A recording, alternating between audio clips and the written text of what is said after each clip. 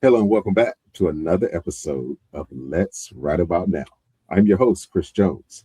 Today, we're introducing the financial reset, discussing what every entrepreneur and business owner needs right now: financial clarity, strategic growth, and positioning for long term success.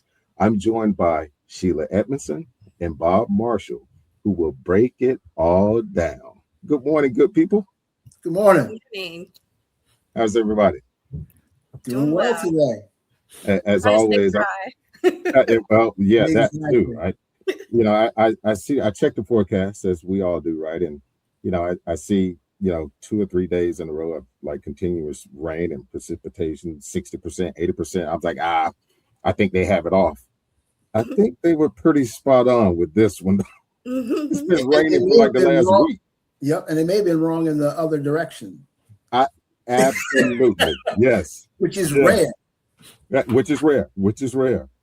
I am so ready for you guys to rein in on this financial information to inform and educate, inspire.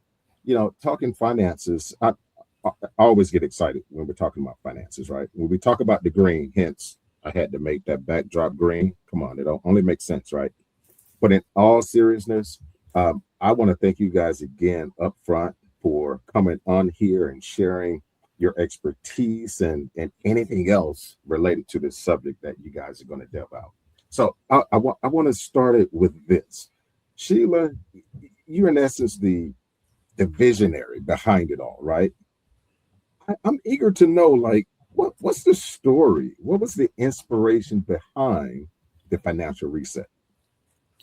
Well, my background is in government contracting, business development, financial empowerment, and different areas within supporting the small business community. Okay. And just watching small businesses struggle to access capital, um, being awarded contracts and not having that line of credit or not knowing what to do next in terms of funding that Right. contract. And when I moved from government over to the financial world, watching those small businesses struggle and working to educate them on how to obtain that financing. And there were times when they needed the financing right away, and they really needed to learn and understand the process that it takes to obtain financing. So I just felt that it was very important for people to be educated, because a lot of times they don't feel confident Right. to ask those questions. And, we wanted to create a space where they felt safe to do so. Absolutely. Yeah. Just to quickly, piggyback on the first part of what you said. Yeah, I worked in the small business space on the developmental side for decades.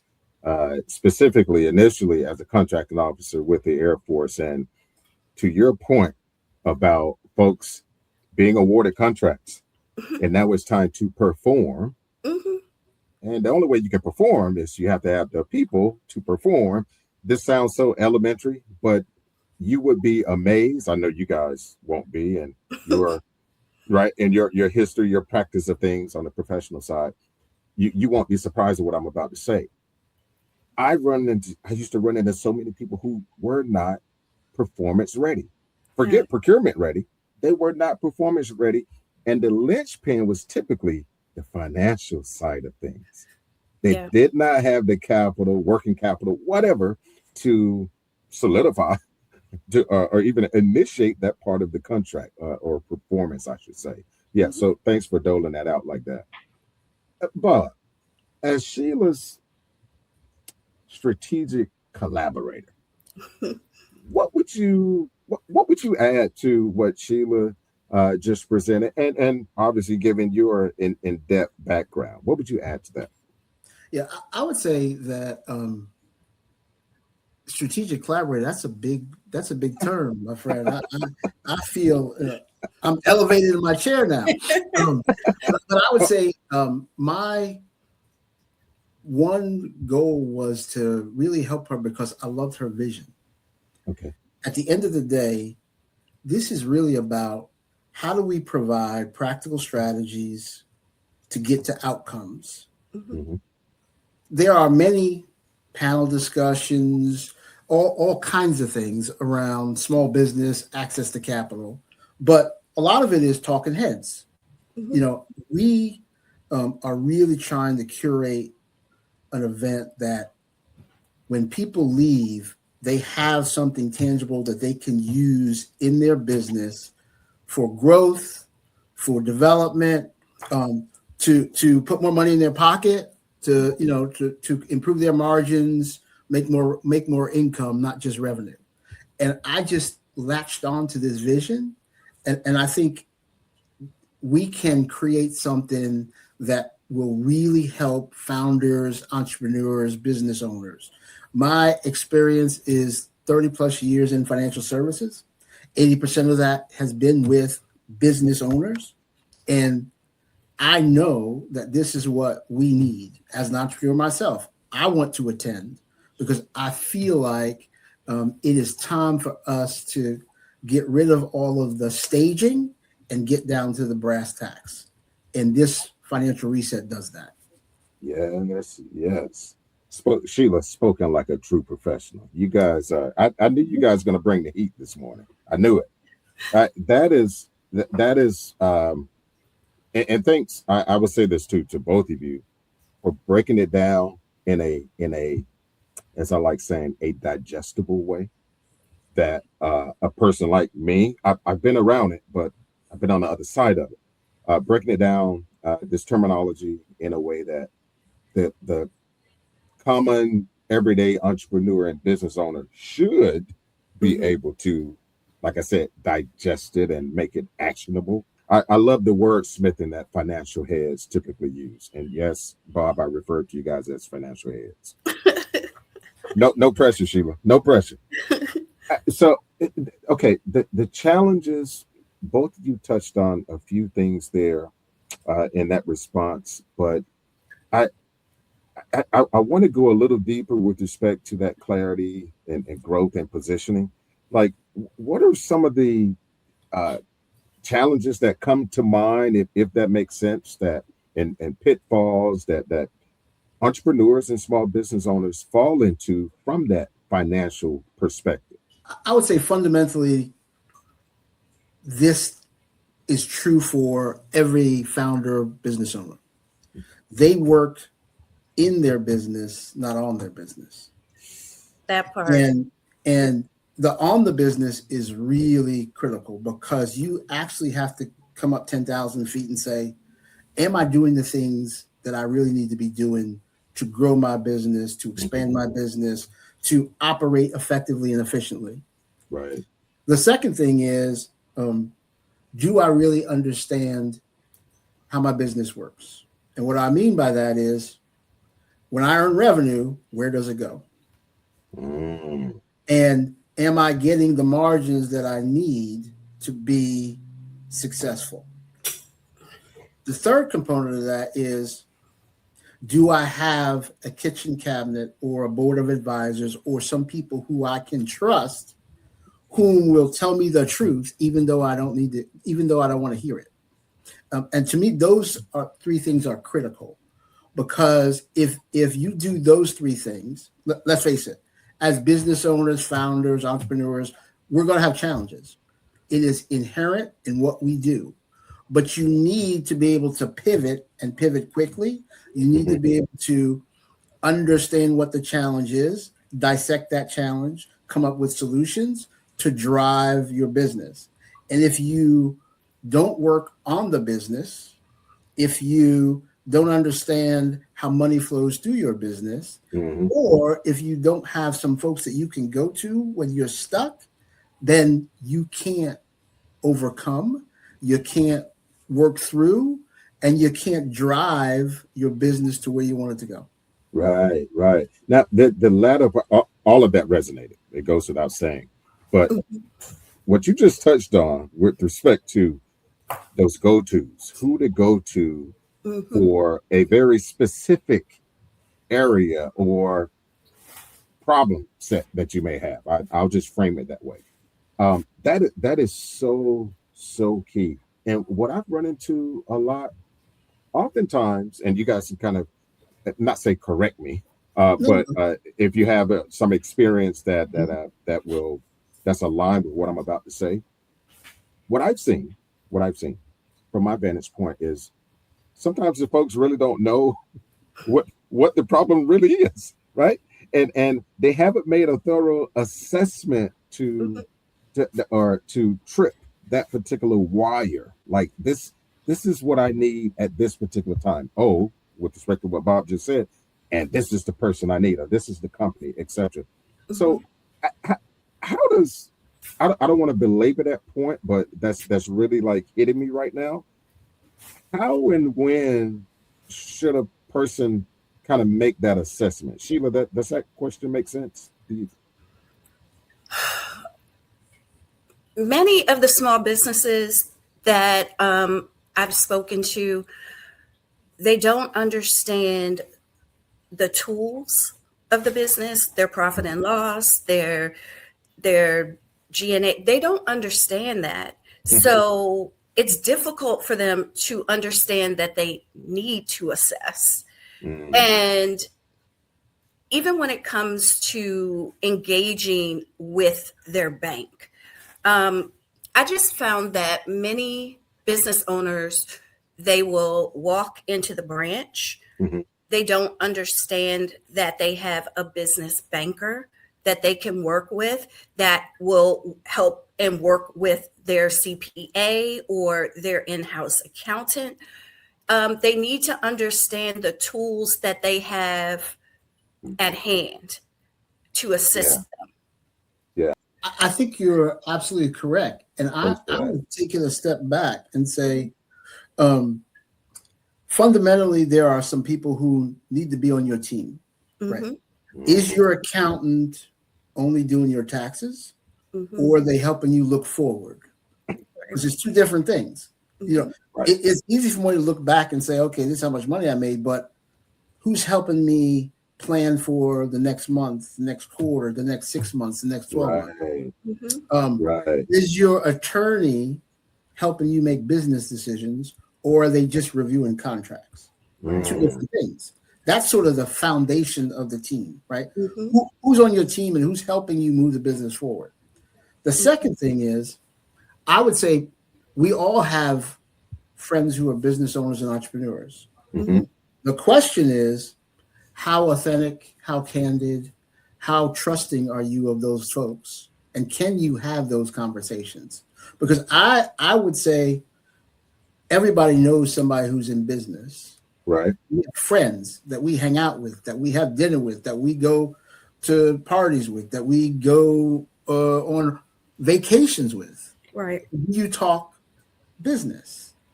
And do you trust them enough to ask them the questions that are plaguing you? I'll give you a perfect example. Many years ago, some friends and I, with my wife, we created a group we called The Trust, pun intended, right? Quarterly, we meet either virtually, and we probably meet at least 2 times a year. Sheila, I'm writing that idea down. I know. I love this. I like that.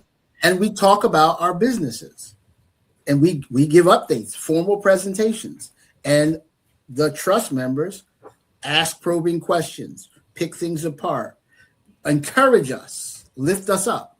Right. And it, to me, has been extremely helpful as I ventured out into entrepreneurship, because now I have the brains of 3 other people who have been down this road before me, who can help me not avoid everything, but really prepare myself for what's to come. The good, the bad, and the ugly.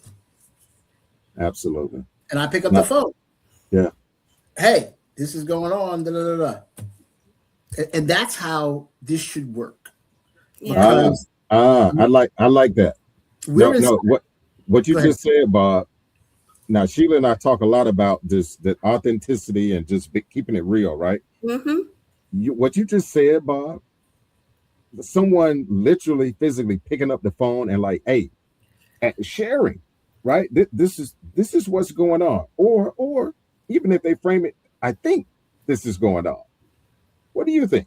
What's your assessment? So I wanted to quickly interject that Oh, because yeah. what I've seen in my circles, so many folks they won't own up to that. So that's why when you said the trust, Mm-hmm. people that I trust, they're credible. They, like you said, they've been there, done that. They're not just talking from some textbook, some research paper. No, no, no. They've Mm-hmm. lived it. They overcame it, if that was the case, and they're still thriving because they reached out to their strategic network, their resources, and like you said, Bob, they may not be able to answer everything, but I think between 3, 4, 5 collective heads of business people, men and women who have been there, done that, you will get close to finding that resolution that you need. So I appreciate that. Yeah, and let's face it, in our personal lives and business lives, we don't always necessarily want the answers. We want a sounding board. We want somebody to think of the things that we may not have thought of, to listen to us, to tell us, yeah, I agree with you here, but Bob, I think you're missing it, and this is why. Mhm. They may not give you the answers, but it's that other person or those other people who you can kick around ideas with, kick the tires with, tell your deepest, darkest business troubles, Mm-hmm. and they hear you. That's what you need. Hear you. Because let's Yeah, face it, business ownership, entrepreneurship, being a founder is lonely. right, Right? Yeah. right. You can look in the mirror and have these conversations, but you're going to get the same answer.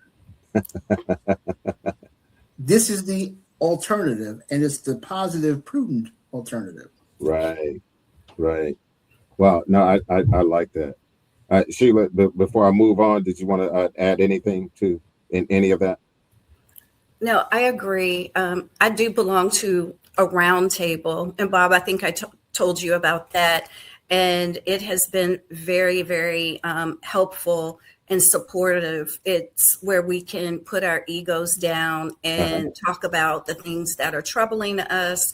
And there are several in the group that are far advanced and they're able to, like serve as a sounding board. And that's very important because there are a lot of times you're out there all by yourself and you don't know whether to turn left or right or keep straight. And it's a little scary. Yeah, yeah. Mhm. Yes, it can be. I'm out here navigating some things myself with my businesses, and it's like, and I'm solo Lolo, right? Mhm. But kind of to both of your points is I mean, I'll be completely transparent.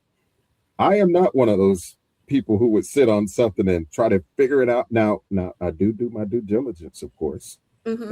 and I have a basic understanding of certain things, but I know what I don't know, and over the years I've developed a pretty decent um uh I'm self-aware enough, I should say, to know, who I can reach out to now, kind of Bob, to your earlier point.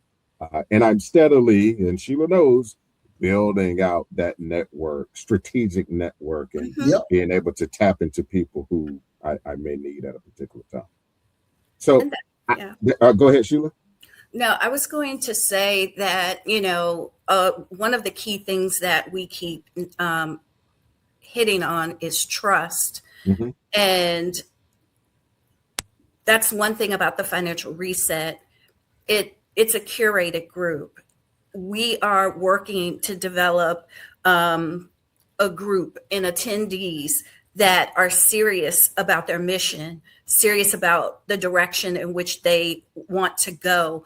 Um, People that they can trust, not just a networking event, but an event that brings together people that will support each other, trusted people, trusted advisors. Right. Um, yeah.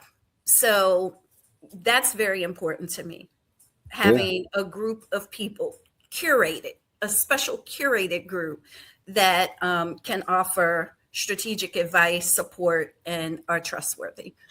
Like, is that the secret sauce to the reset itself? Like what does that part look like under the complete auspices of the financial reset? It's all of what we've talked about, and the fact that you want your panelists to be people who are willing to tell not how they are thriving, but how they got to that point. Yeah. Because let's face it, business has ups and downs. How they got to that. And if you look at TikTok and Instagram and Facebook, everybody's thriving, making money, right? Yeah. We all know that there was some trials and tribulations, some struggles to get them where they are.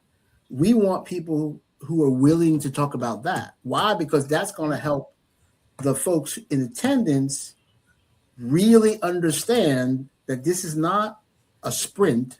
Right. It's a marathon. It's a journey. We want attendees who are going to be authentic and transparent, who are going to ask questions, not only to help themselves, but to help the group. Right. And you need that curation to create that tension so that everybody can prosper, everybody can benefit from the discussions. Right. And do the homework. Because there you go. Yes.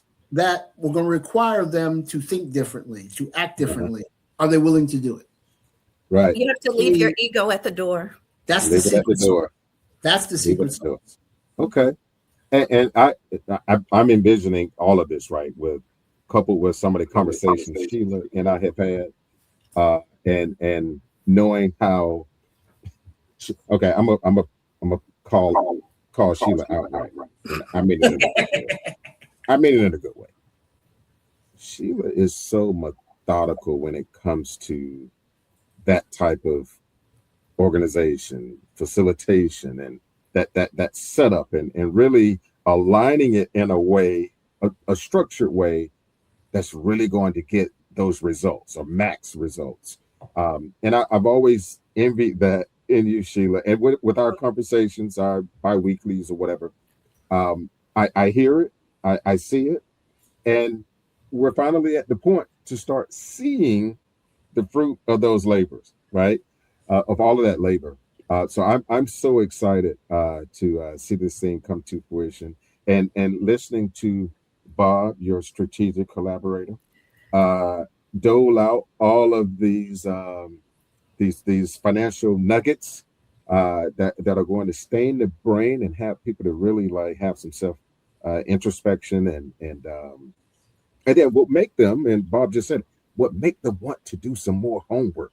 You guys have already shared a lot of practical advice, the kind of that intrinsic words of wisdom.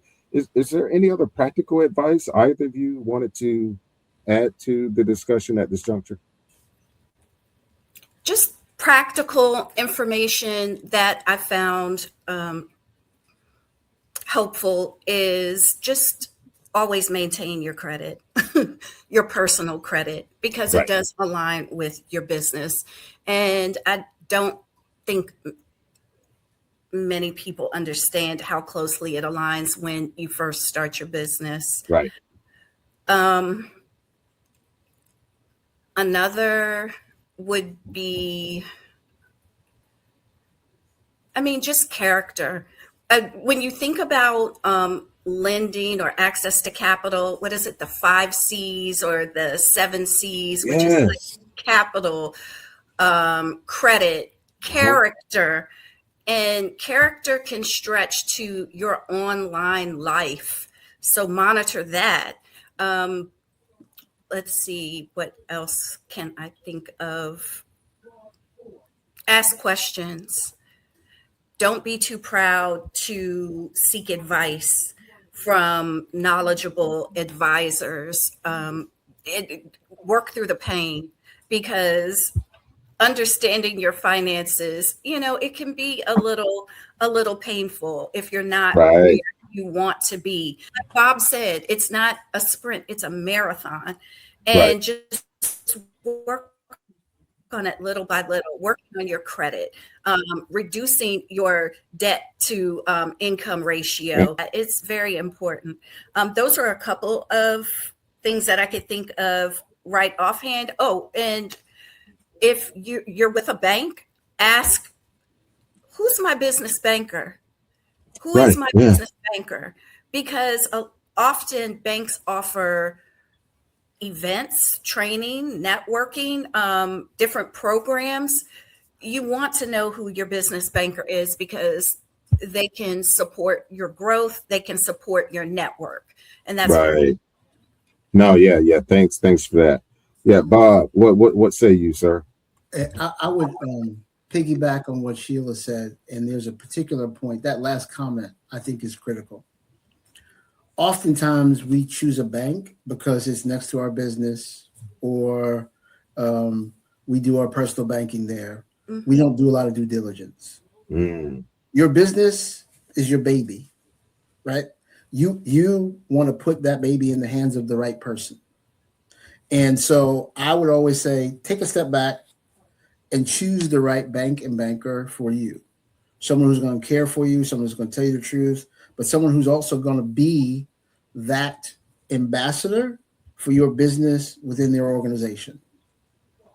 Not just try to sell you something, but try to help you learn and grow. The second thing is, the world changes dramatically fast. Are you a learner? Are you really focused on being the best business owner that you can be? And what are you doing in that space to make it happen? Because AI is a benefit. Mm-hmm. Do you know it? Are you engaged in it? Are you using it to help you help yourself? Yes. The world is now at your fingertips. How are you using that to help you improve your business? That's another series in itself.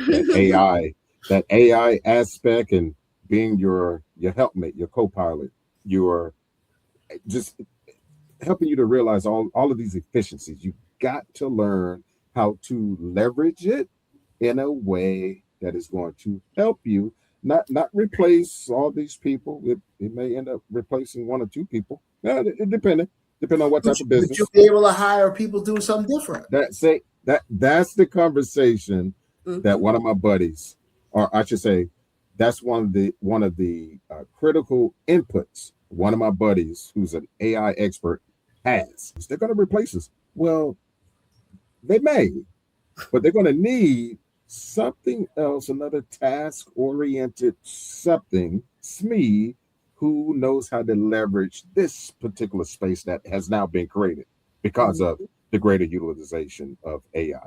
But again, there will always be a human element to that. Not to belabor it, but there will be a human element. And so if I understand my business, and my people understand my business, then they're going to help me guide AI to help me improve my business. Absolutely. Absolutely. Okay. Woo, okay. We're gonna be talking more about the AI thing. That buddy who I just mentioned, he's on fire. He uses those platforms. I thought I used it. No, he uses it. He's incorporated into virtually every part of his day-to-day. But as you foot stomp, Bob, is to realize efficiencies. And to get rid of maybe some, duplicate tasks, that he didn't even know he was doing, that's saving him time in another area of his life. But we'll leave that there for now.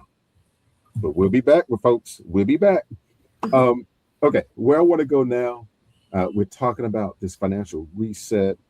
I express my eagerness about the whole thing as it unfolds, what Sheila and Bob and some other collaborators are working on behind the scenes to get this thing going. But 10, 15 years or whatever, people are talking. They're talking about the financial reset and what it's done and all these different things. Like, what's your long-term vision and even your legacy of what you're starting to produce here?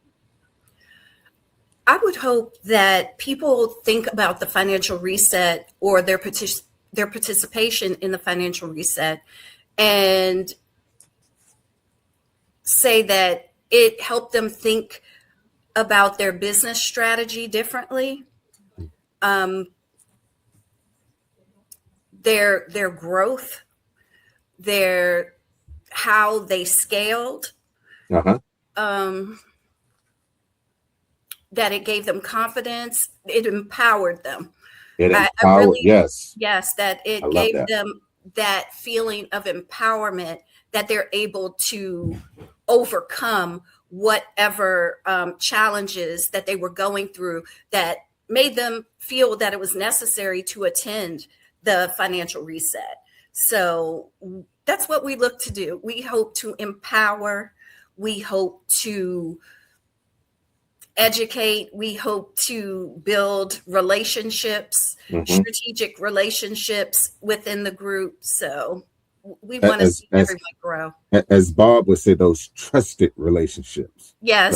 Right. Sheila, I'm telling you, you got me fired up about this thing, and I'm glad you even, I mean, mentioned this to me. How I like kind of closing out, if you will, these segments. I like knowing, like, okay, what are some other tidbits, like some closing, be it words of wisdom, that's the term that folks usually use, right? But like the call of action, like what does that part look like? And Bob, I'll start with you.